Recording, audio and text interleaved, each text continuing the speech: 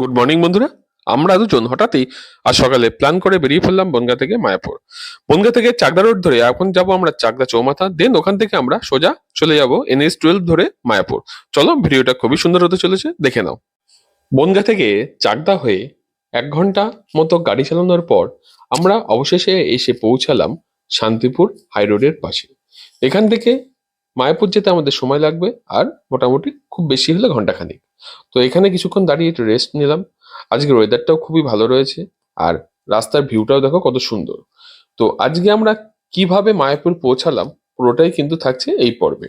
তো পরবর্তী আরো পর্বে থাকছে মায়াপুরের চমক, নবদ্বীপের চমক। তো তার জন্য আমাদের এই ভিডিওগুলো তোমরা দেখে নাও। আমার চ্যানেলটাকে যারা এখনো সাবস্ক্রাইব করোনি অবশ্যই কিন্তু সাবস্ক্রাইব করে নাও। আর ভিডিওটা ভালো লাগলে লাইক, কমেন্ট, শেয়ার করতে ভুলো না।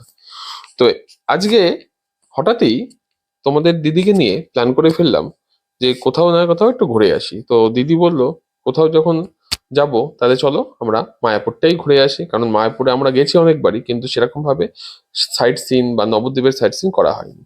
তো তাই আজকে আমরা হঠাৎই দুপুরবেলা সকালে খাওয়া দাওয়া করে বেরিয়ে পড়লাম মায়াপুরের উদ্দেশ্যে। এখন দাঁড়িয়ে আছি একটা হাই রোডের পাশে NH-12-এ। তো এখান থেকে আমাদের যেতে সময় লাগবে এখন 40 থেকে 45 মিনিট। তো চলো ভিডিওটা দেখে নাও। एक दिन मोहब्बत बूढ़ पर एक दिन गली के मोड़ पर तेरी हथेली पर लिखूं मेरा नाम तेरे नाम पर, फिर तू तकल्लुफ छोड़ कर फिर तू झुका करके नजर रखना मेरे।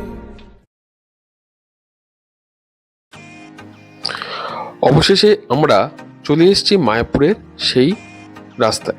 তো বাদিক দিয়ে দেখো এই রাস্তা ধরেই আমরা এখন চলে যাব হচ্ছে মায়াপুর। তো এখান থেকে আর 20 থেকে 30 মিনিটের মধ্যে আমরা পৌঁছে যাবো হচ্ছে মায়াপুর।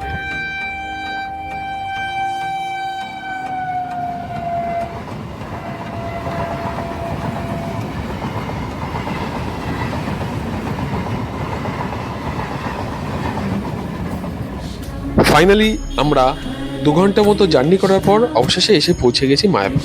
তো সামনেই দেখো মন্দির দেখতে পাচ্ছ। তো এখানে আমরা একটা হোটেল বুক করেছি সামনেই। তো হোটেলে আমরা গিয়ে লাগেজটা রেখে আমরা বেরিয়ে পড়বো ফ্রেশ হয়ে